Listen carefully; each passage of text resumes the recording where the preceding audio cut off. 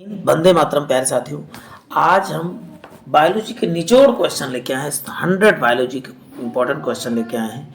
आप किसी भी एग्जाम की तैयारी कर रहे हैं तो ये सेशन आपके लिए बहुत बेहतरीन साबित होने वाला है। तो प्यारे साथियों, वीडियो में लास्ट तक बने रहो। ये हिंदी इंग्लिश दोनों मीडियम में है, तो आप चाहे हिंदी मीडियम के हो चाहे इंग्लिश मीडियम हो, सबके लिए इंपॉर्टेंट साबित होने वाला है। तो चलते हैं प्यारे साथियों, आज की श्रृंखला को आरंभ करते हैं। पहला क्वेश्चन आपके स्क्रीन पे दिख रहा है। जीव विज्ञान का पिता या फादर ऑफ बायोलॉजी किसे कहा जाता है? तो आप बताएंगे अरस्तु या अरिस्टोटल। जीव या जंतु विज्ञान दोनों का जनक किसे कहा जाता है? तो आप बताओगे अरस्तु को कहा जाता है प्यारे साथियों। सेकंड क्वेश्चन है प्यारे साथियों, हमारे शरीर में लार किसके पाचन में मदद करता है? या in our body saliva help in digestion. तो आप बताएंगे प्यारे साथियों स्टार्च के पाचन या मंड के पाचन में हमारा लार क्या है? सहायक होता है। नेक्स्ट है ग्रीन हाउस गैस सर्वाधिक प्रभावित उत्तरदायी गैस कौन सी है? तो आप क्या बताओगे सबसे ज़्यादा प्रभाव करने वाला क्या? आप इंग्लिश वाला जो इंग्लिश मीडियम में पढ़ते रहेंगे, मैं जानता हूँ यदि इंडिया में है तो हिंदी आपको जरूर आता होगा। यहाँ समस्या हो रही कि ग्रीन हाउस गैस क्या है, कुछ चीज़ें इंग्लिश टर्म अलग होती हैं तो वो चीज़ें आपके आसान हो जाएगी। तो आप बताओगे कार्बन डाइऑक्साइड होती है। नेक्स्ट देखते हैं प्यारे साथियों, जल में घुलनशील विटामिन कौन सी है? जल में घुलने वाला विटामिन कौन सी है? तो इसका उत्तर प्यारे साथियों क्या बताएंगे? जल में बीसी। तो आप बताएंगे बीसी। कैसे याद करें? WBC याद करिए। डब्लू से क्या हो जाएगा प्यारे साथियों? तो वाटर हो जाएगा। वाटर में बीसी यानी जल में घुलनशील विटामिन, तो आप बताओगे बीसी। और वसा में कौन सा? वसा में KEDA आपको याद कर लेना है। ये 4 विटामिन किसमें? तो वसा में घुलनशील हैं। चलते हैं, मानव शरीर में किसकी के कारण कमी के कारण जो है रक्त अल्पता नामक बीमारी हो जाती है? रक्त की कमी हो जाती है तो हीमोग्लोबिन की कमी से क्या होता है? रक्त अल्पता नामक बीमारी हो जाती है। इसी को पांडु रोग के नाम से जाना जाता है। पांडु रोग के नाम से जाना जाता है। नेक्स्ट है एक नवजात शिशु के कुल कितनी हड्डियां होती हैं? तो आप बताओगे लगभग 300 प्लस हड्डियां होती हैं। लेकिन एक वयस्क मानुष की कितनी? तो आप बताओगे 306 हड्डियां होती हैं। नेक्स्ट है किसकी उपस्थिति के कारण टमाटर का रंग लाल होता है? तो आप क्या बताओगे प्यारे साथियों? लाइकोपिन के कारण क्या होता है टमाटर का रंग? देखिए टमाटर का लाल रंग, ला से लाइकोपिन आपको याद करके रखना है। इन्फ्लुएंजा रोग किसके कारण से होता है? इन्फ्लुएंजा रोग किसके कारण से? Influenza disease cause by. तो आप क्या बताओगे प्यारे साथियों? वायरस से कौन सी बीमारी होती है? तो आप बताओ इन्फ्लुएंजा।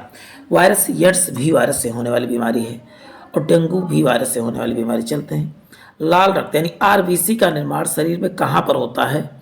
तो बताएंगे अस्थि मज्जा या बोन मेरो में किसका निर्माण होता है? तो बताओगे RBC का निर्माण होता है।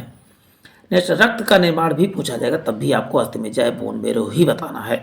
हमारे शरीर में किस अंग में RBC का कब्रिस्तान कहा जाता है? यानी RBC कहाँ जाके उसका डेथ कहाँ पर होता है? तो बताओ स्प्लीन, तिल्ली या प्लीहा में जो है RBC मरता है। तो आप बताओगे कब्रगाह किसे कहते हैं? तो आप बताओगे प्लीहा को। लार में कौन सा एंजाइम पाया जाता है? लार में कौन सा एंजाइम पाया जाता है प्यारे साथियों? तो लार में टाइलिन नामक एंजाइम पाया जाता है। कौन सा? टाइलिन नामक एंजाइम पाया जाता है। मानव शरीर की सबसे लंबी हड्डी कौन सी है?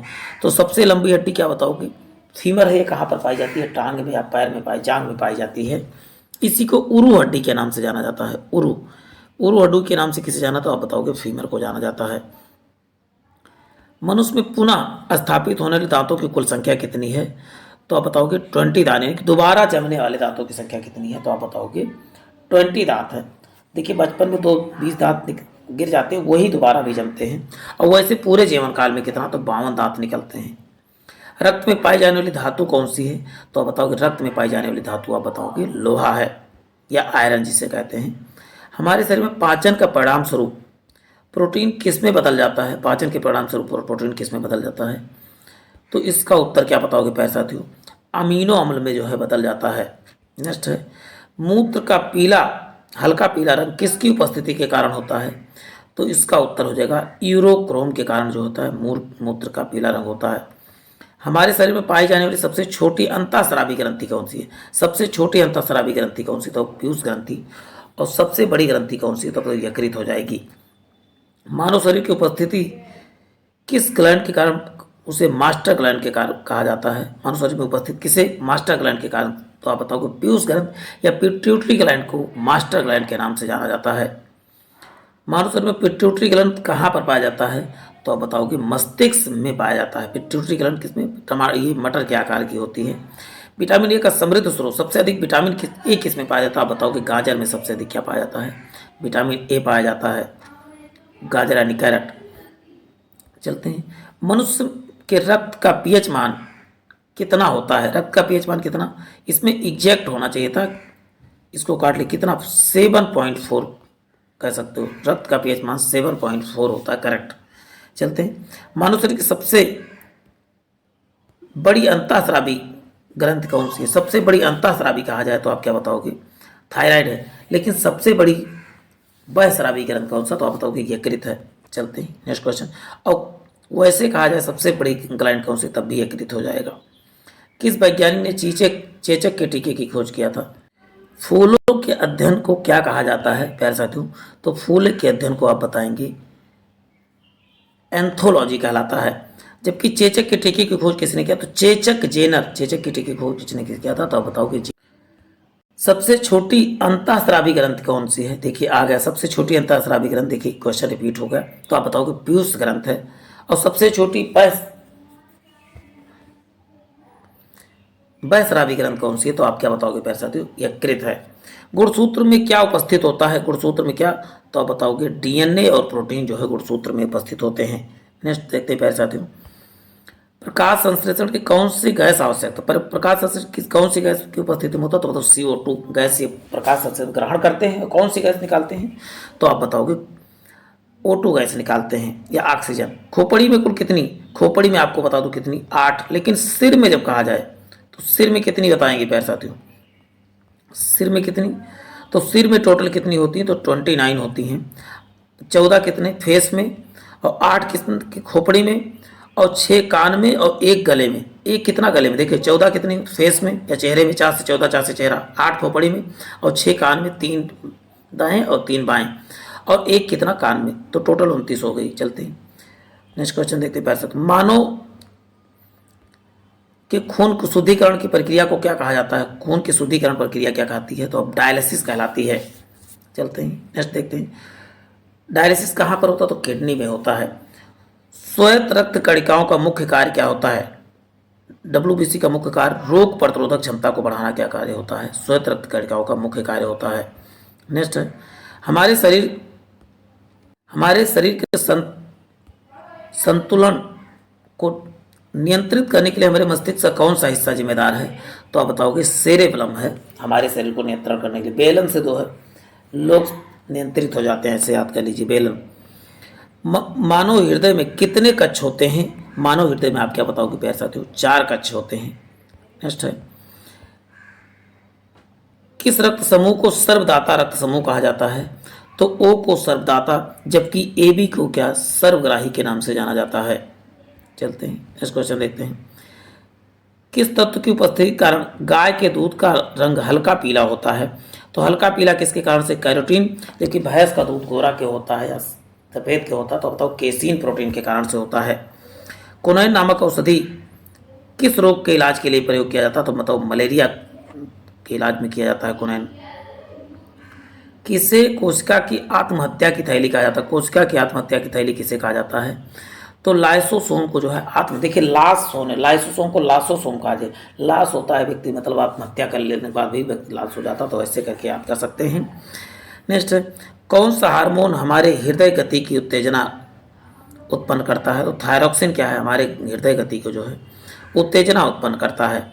मानव शरीर में पीनियल ग्लैंड कहाँ पर होता है? तो मस्तिष्क में। इसे जैविक घड़ी के नाम से जाना जाता है। आप देखते हो जितने बजे उठते हैं उतने समय आपको जगा देता है। आप कभी पता चलता है कि जितने बजे टॉयलेट जाते हैं तो उसी टाइम टॉयलेट आपको लग जाती है, तो पीनियल ग्लैंड आपको जो है जागृत कर देती है।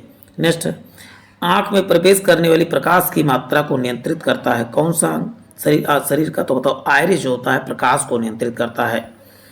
आनुवंशिक संकेतों के लक्षणों को एक पीढ़ी से दूसरी पीढ़ी स्थानांतरित किसके द्वारा होता है? तो बताओ कि डीएनए के द्वारा जो होता है एक पीढ़ी से दूसरी पीढ़ी में स्थानांतरित होता है।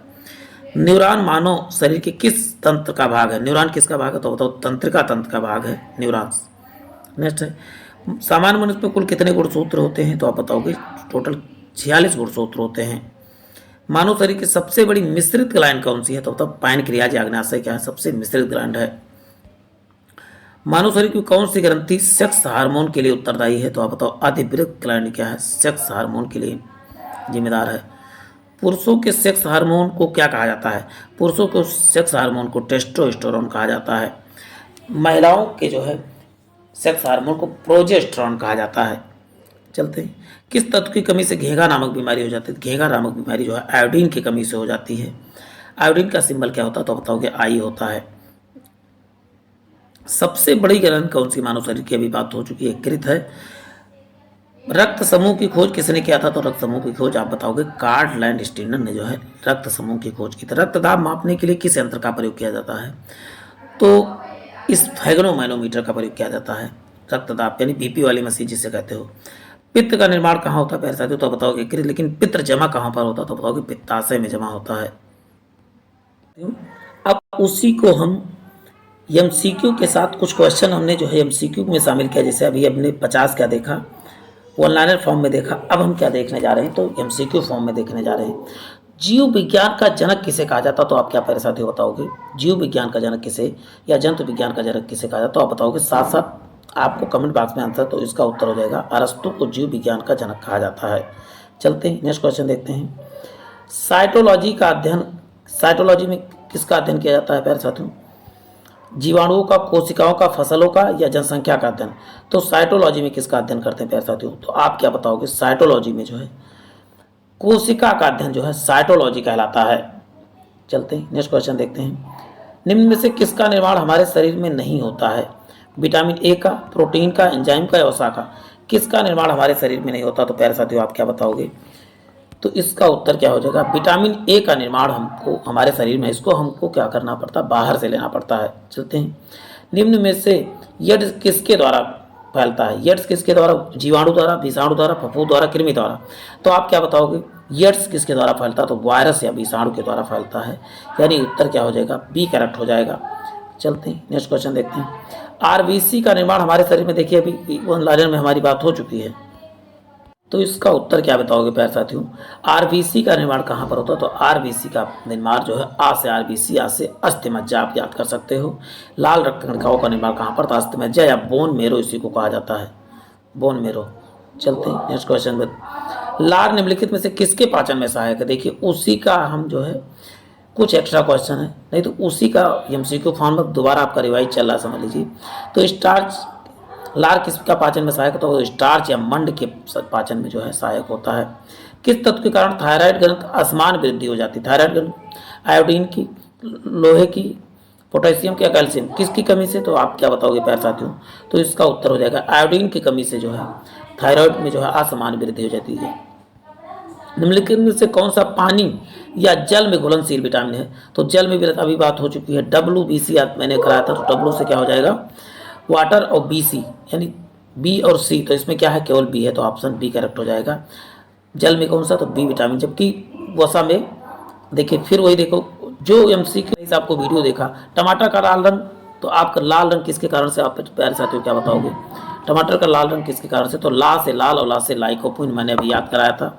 चलते हैं नेक्स्ट देखते हैं। किसकी कमी के कारण अरक्तता बीमारी हो जाती है? अरक्तता बीमारी किसके कारण से होती है? तो आप क्या बताओगे प्यारे साथियों? देखिए रिवीजन कितना बढ़िया हो रहा है।